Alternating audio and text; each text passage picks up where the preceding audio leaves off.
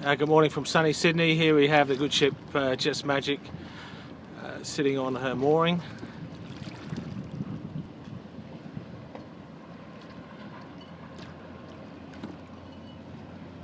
As the ad says, the whole boat's been completely refurbished. All the top sides have been resprayed, the mast, boom, spinnaker boom, steering pedestal were all sent away, shot blasted and repainted, and we'll see that as we have a walk around the boat.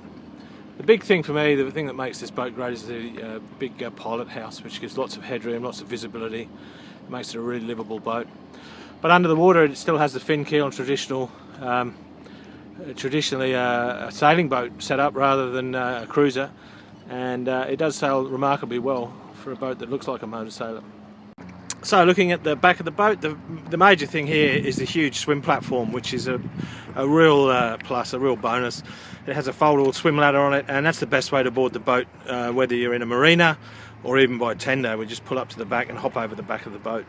So the full-time swim platform's great. You can see the barbecue to the right there with the cover on it. Huge bimini that covers the whole cockpit. It's shade all day or shelter from the rain if it rains. And on top of that, you can just see a couple of solar panels. Just to the right, the antenna mast has all the new antenna for the various new electronics, which we'll show you when we get on board. And a nice shiny new nameplate to go with the paint job. The stainless letters Just Magic on the back there. So you can see the swim platform here in all its glory. As I mentioned before, this is easily the best way to board the boat. We'll pull ourselves up, get on the swim platform and show you around. Here we are, standing on the swim platform looking at the helm. There's two speakers under the helm there, mount for tablet, power socket, 5-volt power socket for your tablet, compass, Simrad IS40 multifunction display, door to the cabin, and the cockpit, which we'll show you a bit later when we've got all the cushions out, etc. If we walk up to the side of the boat here, first thing we can see is some brand new Hutton Arco Series 40 self-tailing winches. They're absolutely fantastic, make single-handed sailing a breeze. Then walking along the side deck, all new 4-point stanchion bases, 316 stainless, of course, new 316 stainless water and fuel hatches with built-in keys, so that you don't have to use anything else to open them. They just flip out and drop back down. Heading along the side deck, some really good cleats halfway along. The all refurbished spinnaker boom. The boat comes with a great spinnaker. And as we head our way up to the foredeck here we have the anchor windlass and a foot switch for the electrics on that, and then next to that is a hose point to plug in a hose to wash the anchor chain when you're pulling it back up. The Almas furling gear is all in good order for the head sail, and looking back at the boat, we can see 4 brand new hatches. They're all Gibo hatches, which have a friction lock. They'll stay at any angle you open them up. I've left the cover world covers, umbrella covers on 3 of them, and then the one on the front of the cabin there. You can see what they look like without the cover on. The mast has 2 variant winches for the halyards. And then the Hutton Arcos in the cockpit, as I've mentioned, for the head sail. Huge coach roof that for sunbathing on, etc. And then as we head our way back, you can see the boom has lazy jacks, umbrella cover, and the umbrella sunshade over the cockpit comes right to the front of the cockpit. Provides excellent shade, excellent shelter from the rain, and there is a zip-in clear that zips across the front if it gets really bad. On top of the cockpit shade is the 2 huge solar panels that provide more than enough power. The fridge stays on this boat permanently. It never gets below 12.4 volts. Leave the computer on, TV on, never have an issue even if we don't use the motor. So they're great, those solar panels. There is a 10 volt cutout, so you can't flatten the batteries to a point where you damage them, but it's never been used. I've never seen the voltage below 12 volts. And the antenna mast over there has a Bluetooth antenna for the wireless remote control for the auto helm. It has a GPS antenna. It has a Glomex digital TV antenna, which is fantastic. And it has a VHF antenna which was originally the VHF antenna for the two-way, but is now just being used as a VHF antenna for the Fusion stereo. The VHF now has a dedicated antenna on top of the mast, a Pacific antenna on top of the mast, which gives the whole thing a much better range. So that's the boat up on deck. We'll head down into the cockpit and into the cabin. So I've got the boat set up for a trip now.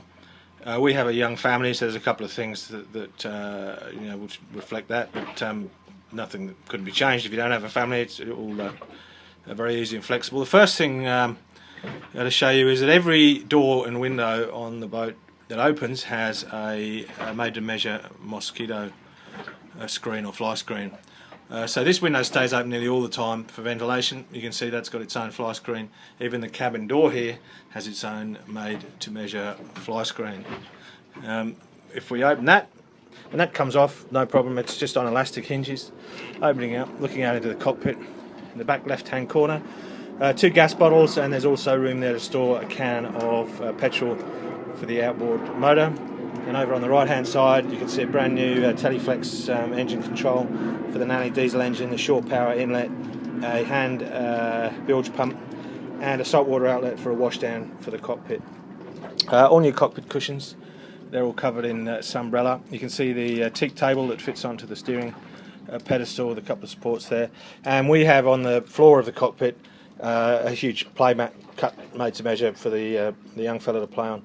If he falls over, he doesn't hurt himself. It's nice and spongy. It's also super comfortable to stand on as well, so we won't be giving that up anytime soon, but that just rolls up and goes out of the way. At the back we've already shown you the barbecue with the Sunbrella cover. Then over to the right hand side there's an outboard bracket for the dinghy outboard. Then the life belt, a couple of bags there. That one's for the rope for the furling head sail. Over there we keep the reef ties and handles and stuff.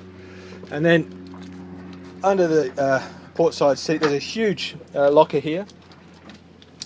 If we come down inside, you can see the beautiful red cedar planking of the hull. So the hull's red cedar planking on these Hue and Pine frames, and then fiberglass on the inside but with clear, which is why you can see the cedar, and on the outside with a finish, and then painted, and as I said, it's just been repainted.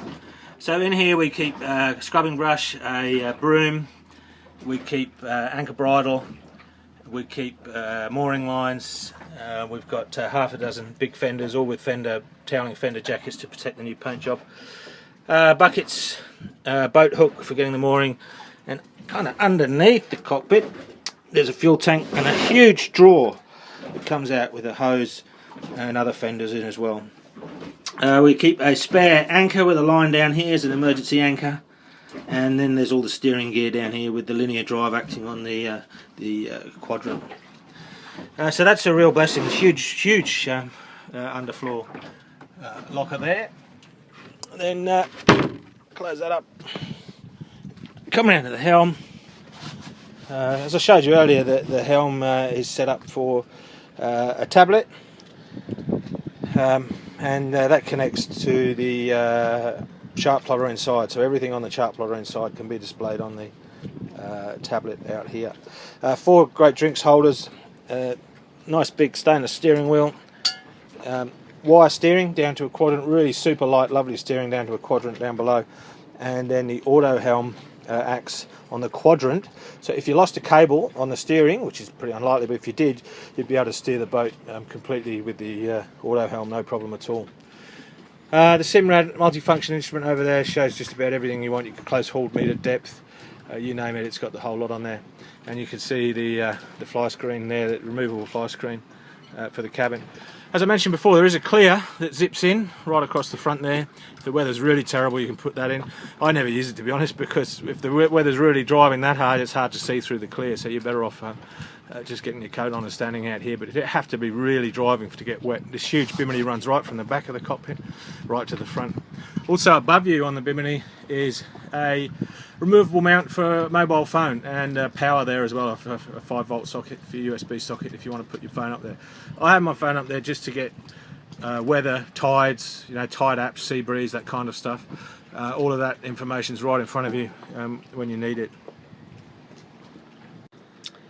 So the boat's equipped with a B&G Vulcan chart plotter. Now that chart plotter sets its own Wi-Fi network up.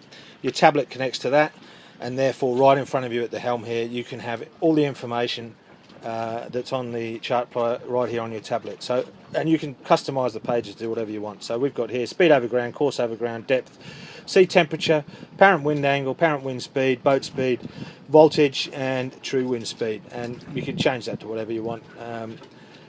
You know, you can have the moving map chart up in front of you. Whatever's on the screen inside will be replicated exactly on the screen out here through that Wi-Fi network. So there it is showing us, and all these AIS targets are all transponders on ships. We'll talk more about that when we go inside. We'll show you around inside. So inside the main pilot house, the first thing you'll see is how much window space there is, how good the views are out when you're inside. You never feel claustrophobic in this vessel. Just to the starboard of the door there is an EPIRB fire blanket, fire extinguishers, torches, personal EPIRB, flares, all that kind of stuff is kept right next to the doorway there. Equally importantly, just the other side of the doorway is a pub style bottle opener with bottle top catcher. Then the compass, of course, the huge settee berth here. All the upholstery is brand new and recovered in Sunbrella, new foam as well. Just a little clip-on chair for the young fella there. Then the captain's seat over here, where the captain's all-important junk tray, and then the electronics, all new switchgear with LED lights which consume relatively little power, and then the Simrad RS35 VHF. Now all of the electronics on this vessel are what's called NMEA 2000, NEMA 2000, so they all talk to each other through a network. So the Simrad VHF there picks up AIS, which is the ship's transponders, and puts those onto the chart plotter as targets, those little triangles, and you can just touch each triangle and it'll tell you what the boat is. That's actually an electrical shop, Electech there. Then, as well as that, the Fusion stereo here has separate cockpit and cabin volume controls, and has various inputs. So you've got FM, AM. Auxiliary 1 for us here is the TV. Auxiliary 2 is a little 3.5mm socket down here. Then you've got an inbuilt DVD, which will play DVDs across on the TV. Sound comes through the stereo. Then iPod connects down through a USB down there, and then there's Bluetooth as well, so you can wirelessly connect any device to the stereo. Because the stereo fits in with the system, you can control the stereo from the chart plotter. So if I bring up, it says here iPod, so if I change that to let's say FM, then we'll get some sound. Now you can control the volume from the chart plotter, which of course doesn't sound that impressive because it's only just above the stereo. But because the chart plotter is replicated on your tablet out in the cockpit, you can control the stereo from the chart plotter, so from the tablet in the cockpit. So the whole thing is seamlessly interacts with each other. It's a really fantastic system. Different brands, but the same system of talking to each other. So that's the Fusion AV650 stereo. Nani diesel engine controls, and Nani's basically a Kubota diesel that's marinised, so it's super reliable Japanese motor. It's a 43 horsepower. The motor lives under the table here on this boat, with big access doors on 3 sides. It's really easy to get at the motor and check the oil and inspect it, etc.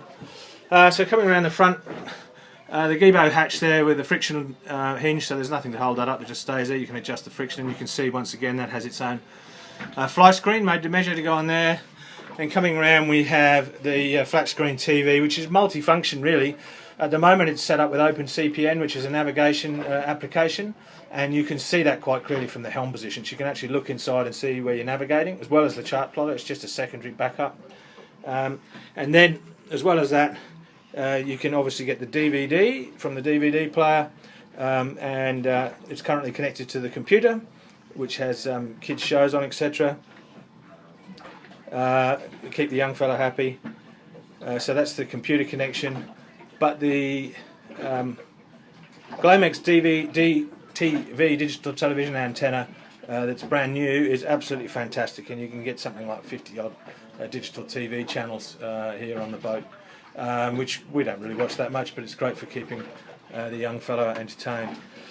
Huge swing bin. It's very important on a boat. Then we have here a big fridge, big chest fridge,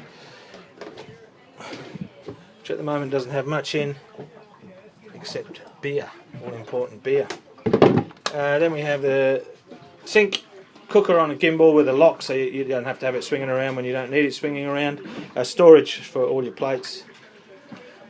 Then cutlery drawer and a food cupboard, draining board, and a huge quarter berth down the back here. Now this huge quarter berth is really comfortable because it's very big. It generally gets used for storage, especially during the daytime. We have an inflatable dinghy that goes on there, the cockpit cushions, floor, everything goes on there. But at night it's actually really comfortable, and it's my choice of place to sleep when the young fella gets in the big bed up the front and it all gets too squeezy. Barbecue we mentioned before, and there's a couple of big LED lights in the cockpit, and they swivel, so that one there is angled back towards the barbecue so you can see what you're cooking. So looking forward now inside the main cabin, you can see wonderful views out the front, and then the doorway into the next section, next couple of cabins. And here on the right hand side is another berth that I've currently had or made myself into a cot for the young fellow, just by putting a rail and some upright timbers there. So that works really well as a cot, but to be honest, if I was living aboard this boat myself, I'd still keep it there because it's a great place to store bags, clothes, and nothing will fall off the bed. So it makes that into a really useful storage area by having that rail on the side there. Opposite there is a very functional bathroom, ceramic toilet with electric flush.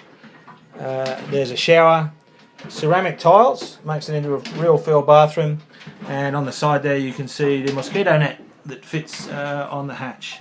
Out here again, there's another hatch and another mosquito net to fit on the hatch. There's a fan here for this bunk, which works really well, keeps the fresh air coming through, keeps it nice and cool. A lot of storage around here, and storage under that bunk as well. A couple of big storage areas under there. Coming through into the front, into the main cabin, a large V-berth bed, big fan at the front to keep you cool, storage areas down both sides, and of course the big hatch, and the mosquito screen for the front hatch. The room also has a wardrobe with a rail for hanging clothes, and another big storage area down below. Fire extinguisher in here, as well as in the main cabin down at the back. Even though the lights haven't been replaced, the globes have. So the LED globes inside the lights used next to them, there's no power. There's lights, reading lights on either side, and a charging socket for your phone, etc. up the front next to the socket for the fan. So that's really the inside of the boat. There's big cupboards behind the sink there in the bathroom to store stuff as well. So we'll head off, and we might get some video of the sails, etc. when we get going. So we're off and running single-handed, and this boat's just so easy to handle single-handed. We have here the wireless remote control, which is Bluetooth, works 40 metres away from the antenna on top of the mast, and you just hit auto and it holds heading is the first thing it does. And then up here on the multifunction display, that automatically pops up with the autopilot and shows heading.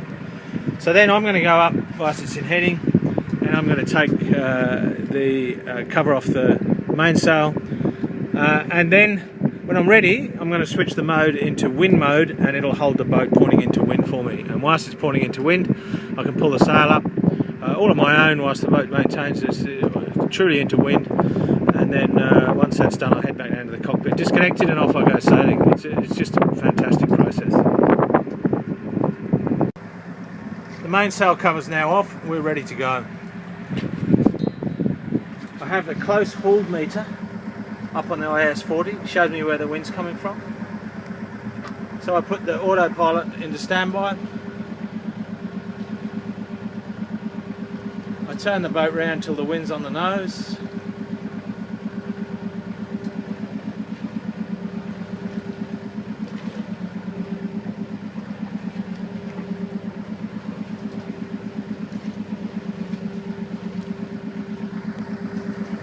Then I simply select auto, mode, and the top changes to W, and it says wind mode.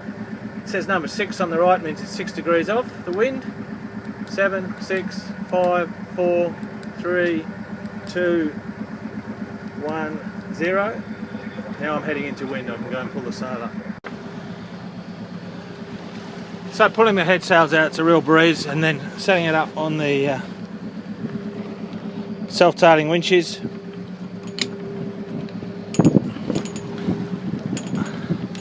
And we're underway. Really good view. The high cut clue on the head sail there means I get a really good view under the sail. Steering initially with the auto helm.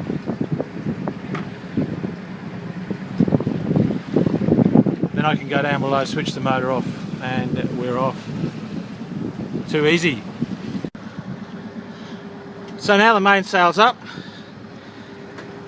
I can switch the auto helm, well, I'd put it back into heading mode, and then I can pull the head sail out.